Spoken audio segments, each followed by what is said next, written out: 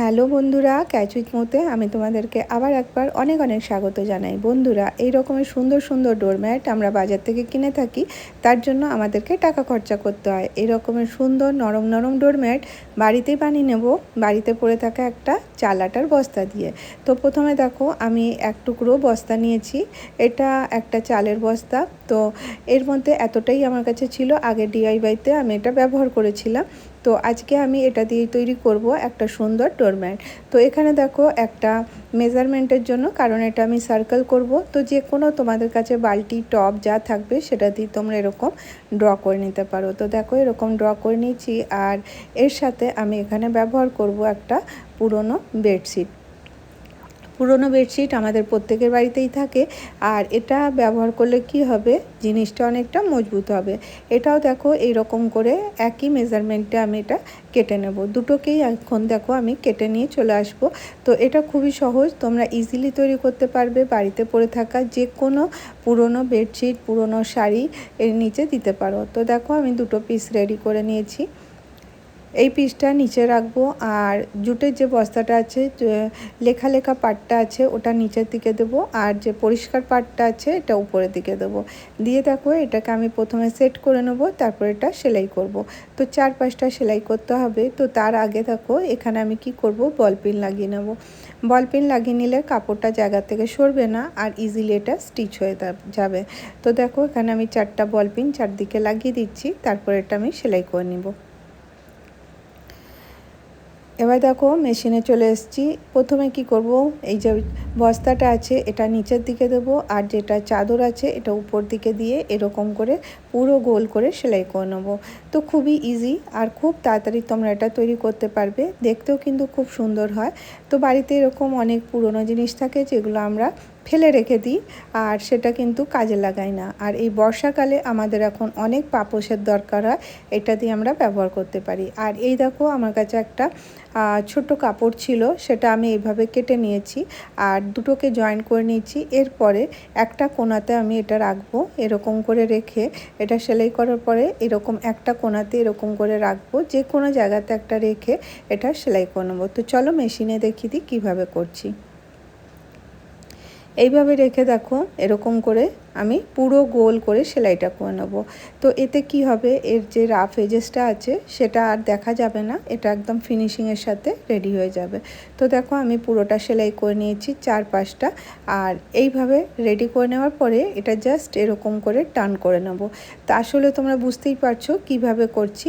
Just এইভাবে দেখো এরকম একটু গোল করে এরকম করে দিলেই পাল্টি নিয়ে তাহলেই কিন্তু এটা হয়ে যাবে। আর এই দেখো এখানে আমি এর সাথে পুরোটা সেলাই করে দিচ্ছি। তো এটা একটা পিস রেডি হয়ে গেল। কতটা সহজ আর কতটা ফিনিশিংয়ের সাথে হয়েছে দেখতেই পাচ্ছ, এতে আর কোনো রাফ এজেস দেখা যাচ্ছে না।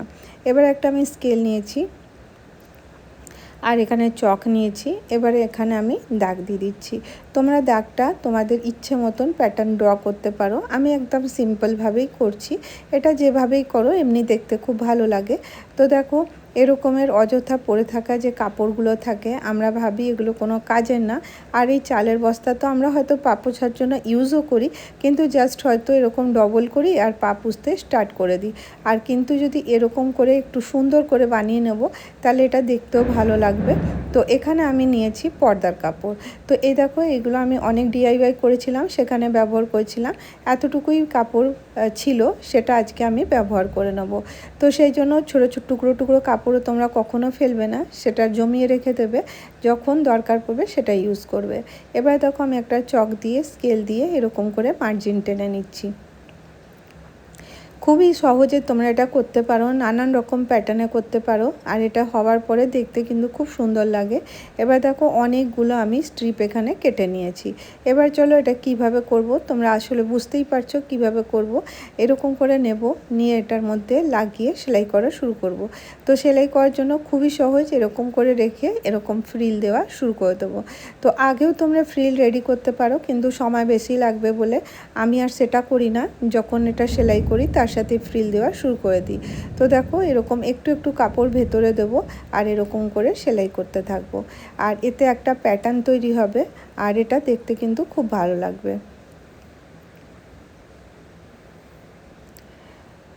যখনই এটা করতে করতে নিচের দিকে আসবে, কাপড়টা একটুখানি ফোল্ড করতে হবে, দিয়ে ওর সাথে এরকম ফ্রিল মতন করে সেলাই করে দিতে হবে।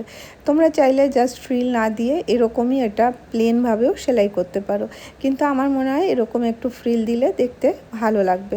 কোনো জিনিস দেখতে যদি ভালো লাগে সেটা কিন্তু খুব ভালো হয়। তো এইভাবেই দেখো আমি এটাকে রেডি করছি। আরেকটা স্ট্রিপ নিয়ে নিলাম, আবার এটা দেখো এরকম করে, এটা পর্দার কাপড় ছিল, নিচটা সেলাই ছিল, খুলে দিলাম। এবার দেখো এটাকে জাস্ট এরকম ডবল করব, ডবল করে এটা আবার ফ্রিল দেওয়া শুরু করে দেবো। সাজানোটা সম্পূর্ণ তোমাদের উপর, তোমাদের যেরকম ইচ্ছা হবে সেইভাবে এটাকে ডেকোরেট করতে পারো। তো বাড়িতে তো এরকম অনেক পুরনো কাপড় চোপড় থাকে, সেগুলো আমরা ইউজলেস বলে ফেলে রেখে দিই, তো সেইগুলোকে আমরা অবশ্যই ব্যবহার করতে পারি। তো দেখো এরকম একটা ছোট্ট টুকরো পর্দার ছিল, সেটাও কিন্তু কাজে এসে যাচ্ছে। আসলে দেখো এই যে পর্দার কাপড়টা সুতো বেরোবে না, সেই জন্য আমি কোনো এর মধ্যে পাঁচগুলো সেলাই করিনি, জাস্ট এরকমই সিম্পলভাবে করে দিচ্ছি। এতে কি হবে, সময়টা আমার অনেকটা সেভ হয়ে যাবে। তো এরকম করে যতটা হবে এটা কমপ্লিট করে নিতে হবে। আরও দুপাশটা যেভাবে করলাম সেভাবে করে নেব। তো এরকম করে এক পাশটা করে নেওয়ার পরে অপর পাশটাও দেখো ঠিক ওইভাবেই সেলাই করে নিতে হবে। এটা যখন আমরা বসি করতে, এটা কিন্তু আধা ঘন্টার মধ্যেই রেডি করে নেওয়া যায়। তো আধা ঘন্টা আমরা দিতেই পারি নিজেদের সময় থেকে, আর নিজের ইচ্ছে মতন জিনিসগুলো অবশ্যই তৈরি করতে পারি। আর এগুলো দেখো টাকা দিয়ে আমরা বাজার থেকে কিনে থাকি, সেই জায়গায় আমরা বাড়িতে পড়ে থাকা কিছু পুরনো জিনিস দিয়েই রেডি করছি। এটা পুরোটা কমপ্লিট হয়ে গেছে। এবার তো রাফ এজেসগুলো আর দেখা যাচ্ছে না, সেই জায়গাতে আরও একটা ফ্রিল নিয়েছি, নিয়ে উপর থেকে দেখো এরকম করে দিতে থাকবো, তাতে একদম পুরো এটা কমপ্লিট একদম একই রকমের হয়ে যাবে। নালে পরে লাল কাপড়টা একটু কীরকম দেখাচ্ছিল, এটা তো জাস্ট আমি এটা রাফ এজেস না দেখা যায় তার জন্য দিয়েছিলাম, আর তার উপর থেকে আমি এই পর্দার কাপড় দিয়েই পুরোটা স্টিচ করে দেবো, তাহলে একই প্যাটার্নের এটা তৈরি হয়ে যাবে।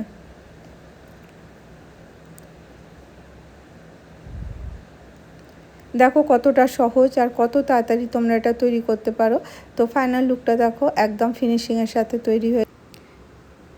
কেমন লাগলো তোমাদেরকে আজকের আইডিয়াটা অবশ্যই জানিও। এটা ফ্লোর ম্যাট, ডোর ম্যাট হিসাবে ব্যবহার করতে পারো। Bye bye.